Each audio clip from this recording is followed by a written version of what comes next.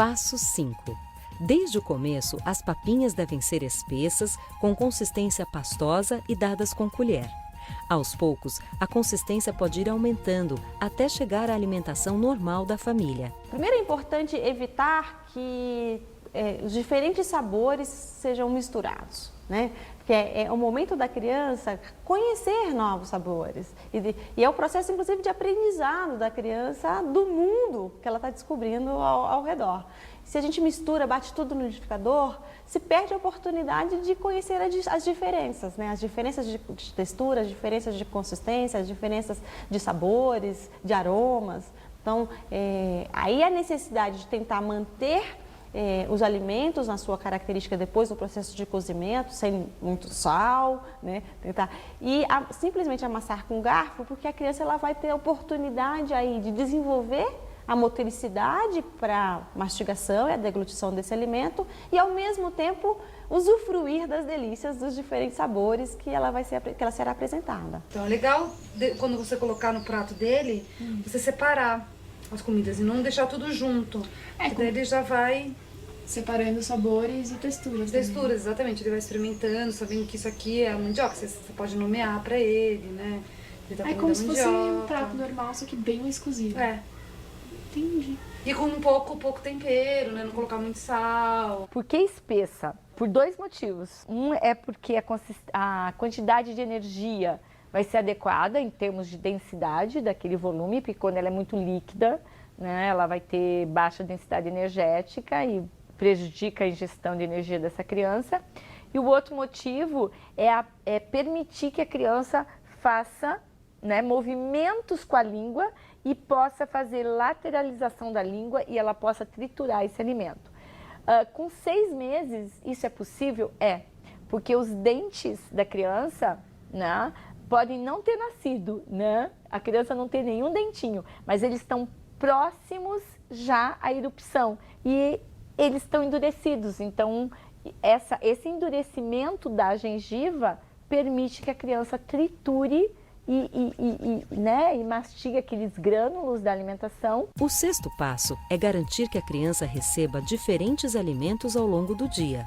Uma alimentação variada é uma alimentação colorida. Sempre que possível, as refeições devem conter algum tipo de carne. E uma vez por semana, é muito bom utilizar vísceras e miúdos, porque são alimentos ricos em ferro. É super importante a variação dos alimentos de cada grupo alimentar. Então, se você vai trabalhar com hortaliças diferentes. Então, um dia você vai estar trabalhando com chuchu, outro dia berinjela, outro dia abobrinha. E da mesma forma, as papas de frutas. Então, a gente tem um conjunto de frutas que podem ser utilizadas. Todas as frutas são recomendadas desde do 6º mês, né, quando se introduz a alimentação complementar. Existe uma representação, às vezes aceita muito, que algumas frutas não podem ser introduzidas na dieta da criança, o limão, a laranja, ou tem que ser uma laranja específica. Na realidade, qualquer fruta pode ser introduzida e deve ser introduzida na dieta da criança. O 7º passo é estimular as crianças a comerem frutas, verduras e legumes todos os dias. A criança deve ser estimulada a comer pelo menos 2 frutas diferentes a cada dia e um legume ou verdura diferente em cada refeição. No momento de aconselhamento da mãe e do cuidador para a forma de preparar a papa salgada, quais são os grupos de alimentos que têm que ser contemplados, é importante considerar a diversidade alimentar do Brasil. A gente tem uma altíssima biodiversidade, com um conjunto de alimentos que são utilizados mais ou menos, dependendo da região, e que formam o nosso patrimônio alimentar, né?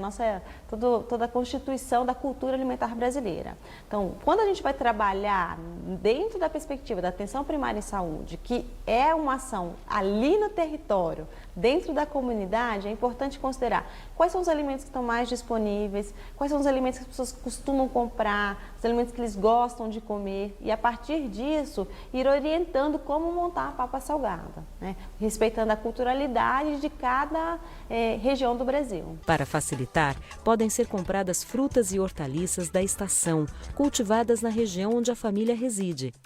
E é importante que a criança consuma com frequência frutas amarelas ou alaranjadas, que são ricas em vitamina A. Essa vitamina é essencial para o desenvolvimento e crescimento infantil. É natural rejeição nos primeiros momentos. Um alimento que foi rejeitado 1, 2, 3 vezes não significa que vai ser o alimento que a criança não vai gostar. Então é importante reapresentar esse alimento no intervalo de tempo, respeitando a resposta da criança, reapresentar o alimento em outras formas. Ela pode não ter gostado numa preparação, mas ela pode gostar em outra preparação. A gente tem pesquisas mostrando que para a criança aceitar um alimento novo, que ela não está acostumada, ela precisa receber de 8 a 10 vezes esse alimento. Muitas vezes o Raul recusava o alimento a primeira vez que eu dava. E é isso, fazer como? E aí eu insistia, assim, eu dava mais uma vez, aí no dia seguinte eu dava de novo. Mas então você não tomate. Não, eu não forçava, mas eu oferecia.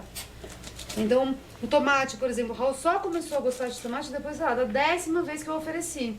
E hoje em dia ele come tomate super bem. E na verdade ele começou a comer tomate essa semana.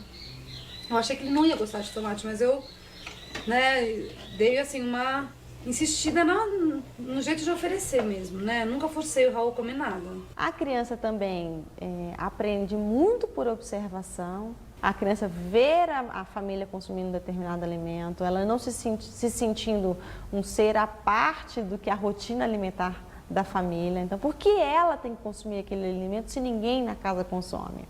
Então, é importante ela observar que isso é uma prática da família, né? E a partir disso ela vai incorporando comportamentos, como ela incorpora outros comportamentos da casa que não são comportamentos necessariamente de alimentação, né? Mas isso vai incorporando a forma de viver da criança. E dentre os atributos do viver, o comer é parte dele, né? E ele tem que estar carregado de simbolismo, de afeto, de identidade, pensar para além dos nutrientes, né? Pensar do que significa o comer para a saúde e para o desenvolvimento dessa criança.